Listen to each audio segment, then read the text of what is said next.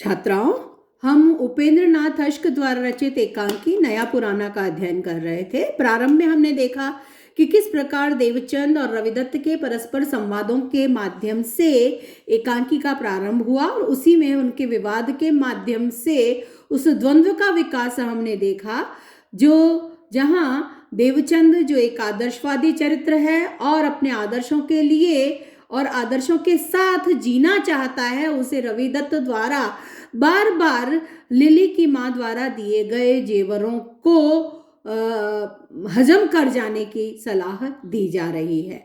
उसके पीछे भी रविदत्त का स्वार्थ है, क्योंकि वह उसमें से जो रानी हार उसने अपनी पत्नी को देने के लिए लिया था वापस लौटाना नहीं चाहता है। इसी द्वंद्व के साथ एकांकी विकास की ओर बढ़ती है और उसमें देवचंद का एक आदर्शवादी रूप हमारे सम्मुख उपस्थित होता है कि कैसे वह अपने आत्मा की आवाज की बात करता है, अपने आदर्शों के लिए जीता है और उसे इस बात का गौरव भी है कि उसके ऊपर विश्वास करके लिली की माँ ने उसे इतना ईमानदार समझा, उतना उस पर विश्वास किया कि इतने गहने जो उसके लिए बहुत महत्वपूर्ण है उसके पास सुरक्षित रखवा दिए हैं। तो इसी चर्चा को हम और आगे बढ़ाते हैं। देवचंद का संवाद यहाँ पर आता है, रविदत्त 60,000 रुपये में तुम ऐसे 10 स्कूल चला सकते हो। 12 वर्ष के परिश्रम और दयानतदारी से हासिल की गई मेरी प्रतिष्ठा। देवचंद है वो अपनी प्रतिष्ठा को बनाए रखना चाहता है, अपनी प्रतिष्ठा के लिए जीता है और अपनी प्रतिष्ठा पर उसे गर्व भी है और होना भी चाहिए। इस रुपए के बल पर सिर्फ 2 वर्षों में तुम इससे कहीं अधिक प्रतिष्ठा प्राप्त कर सकते हो। ये आधुनिक दृष्टि है, वर्तमान दृष्टि है, जहां पैसा सबका नियामक और नियंता बन चुका है और मनुष्य यही मानकर चलता है जिसके पास पैसा है उसकी प्रतिष्ठा है।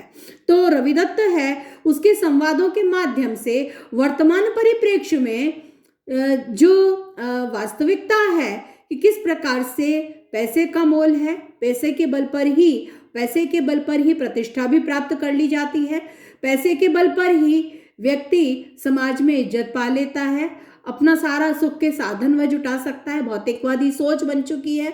तो ऐसे में रविचंद उस सोच, उस विचार को रखने वाला रविदत्त है और देवचंद है जो ईमानदारी, सच्चाई, दयानतदारी या हम जिसे कहें भरोसा, विश्वास आदि पर जीना चाहता है। रुपये का दूसरा नाम दयानतदारी है, हंसता है। गरीब की दयानतदारी भी बददयानती समझी जाती है। देवचंद अनुनय के स्वर में, तुम मुझे बहकाओ नहीं रवि, तुम रानी हार वापस दे दो। तुम नहीं जानते रवि, लिली की माँ ने मुझ पर कितना विश्वास किया। आखिर मेरी पोजीशन ही क्या है? मैं एक साधारण शिक्षक ही तो हूँ, एक साधारण प्राइवेट स्कूल का मामूली प्रिंसिपल, जिसे तुम मैनेजर भी कह सकते हो और टीचर भी। मेरे स्कूल में 150 लड़कियां पढ़ती हैं माना, लेकिन 100-150 लड़कियों को पढ़ाने वाले स्कूल टीचर पर कौन इतना भरोसा करता है? पर लिली की माँ ने किया। लिली की माँ ने किसी तरह का संकोच किए बिना विपद के समय अपने 60,000 के गहने मेरे हवाले कर दिए। नहीं, मैं उसके विश्वास को खोना नहीं चाहता। उसने मुझ पर विश्वास किया, यह मेरे लिए बहुत बड़ी बात है। मेरी प्रतिष्ठा मेरे लिए बड़ी है और मेरी प्रतिष्ठा मेरे लिए ईमानदारी से प्राप्त की गई है।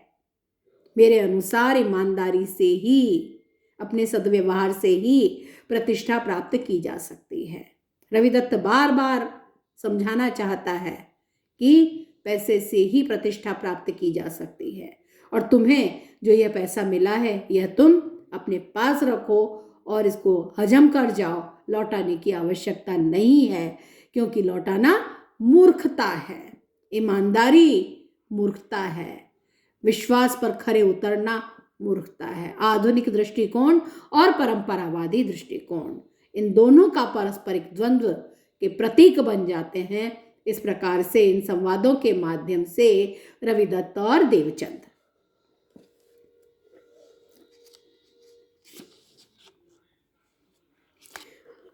रविदत्त स्पष्ट कह देता है, उसने अपने सब गहने तुम्हारे हवाले करने में पड़ले दर्जे की मूर्खता की। आजकल कौन किसी को देता है इस प्रकार से? और उस सबको फिर से वापस देकर तुम उससे भी बड़ी मूर्खता का सबूत दोगे। न तो कोई इस प्रकार से अपने जेवर रखवाता है, न कोई वापस लौटाता है। तो ये तो उसने भी मूर्खता की और तुम उससे भी अधिक मूर्खता इस प्रकार करोगे। तुमने जब रानीहार मांगा था तो यही कहा था कि उससे पूछने की क्या जरूरत है, तुम जो गहना चाहो अपने काम में ले सकते हो। लेकिन तुम्हें याद होगा मैंने उस समय भी यही उत्तर दिया कि जिसकी अमानत है उसकी आज्ञा लिए बिना मैं गहनों को हाथ नहीं लगा सकता। पर उसका विश्वास तो देखो। उसने कहा, भाई साहब मुझसे पूछने की क्या जरूरत, सब गहने तो आप ही के पास हैं, जो चाहे उठाकर दे देते। देखिए, पूरी एकांकी के केंद्र में लिली की माँ है। उसका प्रवेश नहीं है मंच पर, लेकिन सबके केंद्र में लिली की माँ है और उसके बारे में भी चर्चा बराबर आई है। और किसका विश्वास और किसका भरोसा। लिली की माँ सब गहने तुम्हें न देती तो और क्या करती। यदि उसके पास गहने रहते तो उसका वह व्यसनी पति अब तक उन्हें कब का ठिकाने लगा चुका होता। यहाँ पता लग गया कि लिली की माँ ने गहने क्यों रखवाए उसके पास में, क्योंकि उसका पति है वो व्यसनी है, वो शराबी है, और यदि घर में गहने रहते तो उन्हें गिरवी रख चुका होता, ठिकाने लगा चुका होता। इसलिए तुम्हारे पास दिए कि तुम्हारे पास उसके बचने की 100 में से 1 बिस्वा तो आशा थी, उसके यहाँ तो इतनी भी न थी। देवदत्त लगभग चीख कर, कमल वह सिरफिरा लेखक। अब देखिए, कमल कहता है, रविदत्त का मित्र है, वह उसे सलाह देता है। उस पर भी देवदत्त को देवचंद को नाराजगी है। वह सिरफिरा लेखक, उसकी संगति ने तुम्हें इतना गिरा दिया है कि आज तुम बद दयानती को खूबी समझने लगे हो। हरिकृष्ण की दुकान से मैंने उसे 20 रुपए की किताबें लेकर दी। आज 1 साल होने को आया, उसने 1 पैसा तक नहीं दिया। दुकानदार के तकादों से नाक में दम आ गया। मैंने कमल से उसका हिसाब चुकाने को कहा, हंसकर बोला, इन पूंजीपतियों के रुपए मार लेना अनुचित नहीं। आखिर वे रुपए मुझे देने पड़े। छल कपट, धोखा, फरेब, बददयानती, बदमाशी, जालसाजी, हरेक के लिए वह अपने प्रगतिशील फलसफे से कोई न कोई दलील निकाल लेता है। उसके ख्याल में मानव छली और कपटी के सिवा कुछ नहीं। कमल प्रगतिशील नहीं, अप्रगतिशील है। प्रगति के नाम पर कलंक है।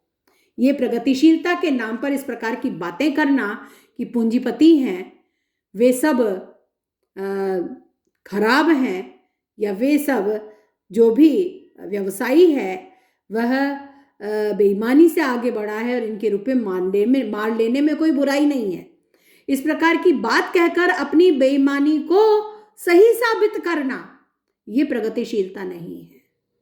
यह प्रगतिशीलता के नाम पर कलंक है।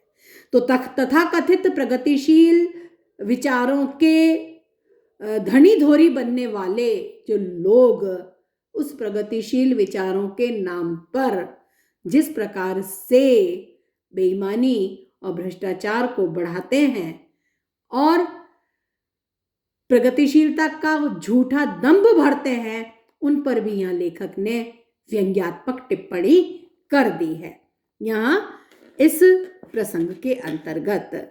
तो यह प्रगतिशीलता मात्र छल है, कपट है। यदि किसी से कोई वस्तु ली है, खरीदी है, तो उसका पैसा उसे देना ही चाहिए। देवचंद जो कहता है कि मुझे उसका पैसा देना पड़ा, और वह तो प्रगतिशीलता के नाम पर कि ये तो जो पूंजीपति है, व्यवसायी है, यह तो बेईमान ही है और हम ईमानदार हैं, और इनका पैसा खा लेना, इनके रुपए मार लेना कोई बुराई नहीं है, अनुचित नहीं है। तो यह वास्तव में बदमाशी है, जालसाजी है, और ये एक प्रकार का प्रगतिशीलता का फलसफा पढ़ करके उसके आवरण में किया जाने वाला अप्रगतिशील और भ्रष्ट कर्म है जो इस प्रकार के लोग किया करते हैं। यह संकेत भी यहाँ पर लेखक ने दिया है।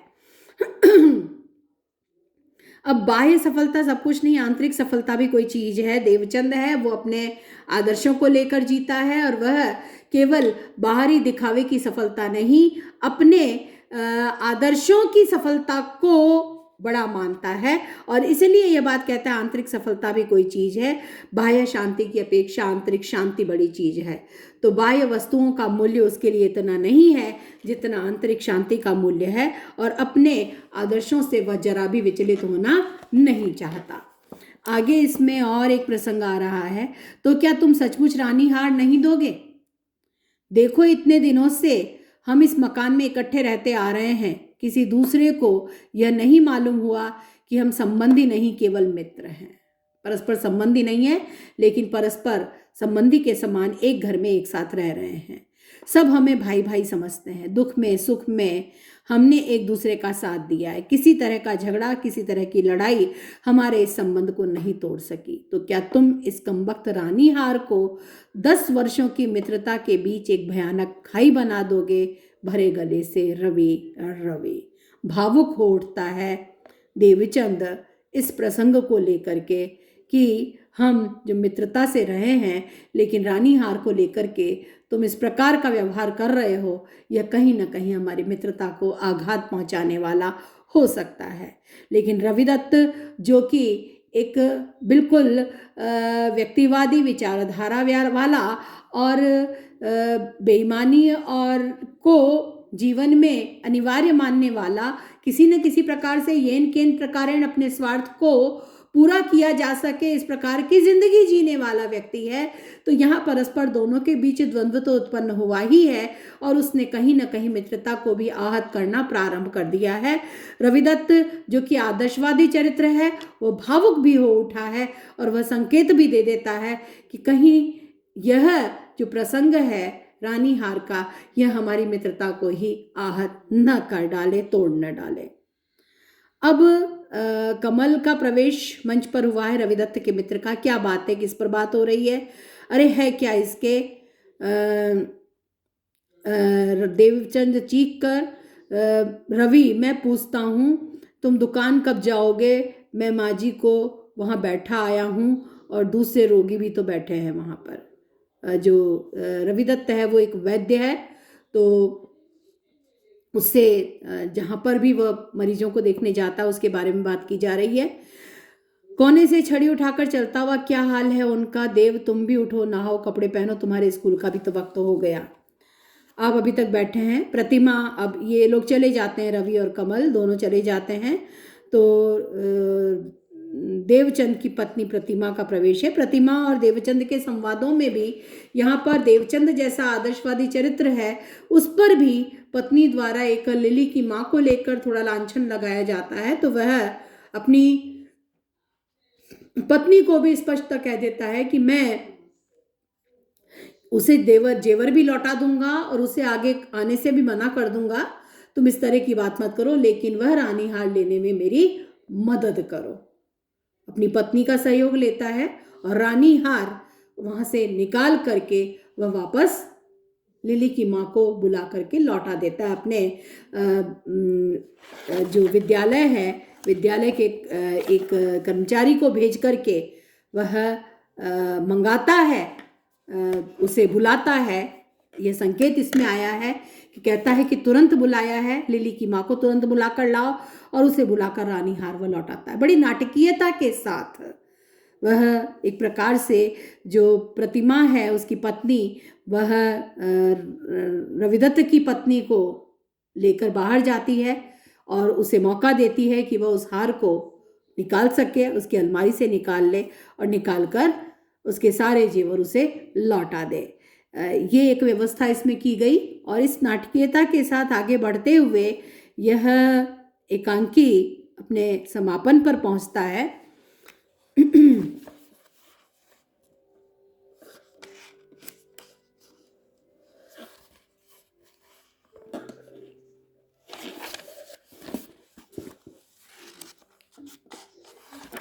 और समापन पर जब वह हार लौटा दिया गया है तो उसके बाद में डब्बा और आखिर में देखिए डब्बा और रानी हार उठाकर उसकी झोली में रख देता है। सहसा कुर्सी पर अचल बैठा रहने वाला व्यक्ति उछलकर खड़ा होता है।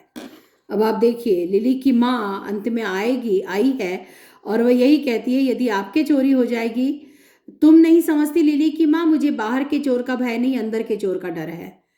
यहाँ भी अपने ऊपर ही वह इस बात को लेता है। आपके चोरी हो जाएगी, मैं समझूंगी मेरे चोरी हो गई। तुम बिल्कुल नहीं समझती लिली की माँ, मुझे मन के चोर होने का डर है।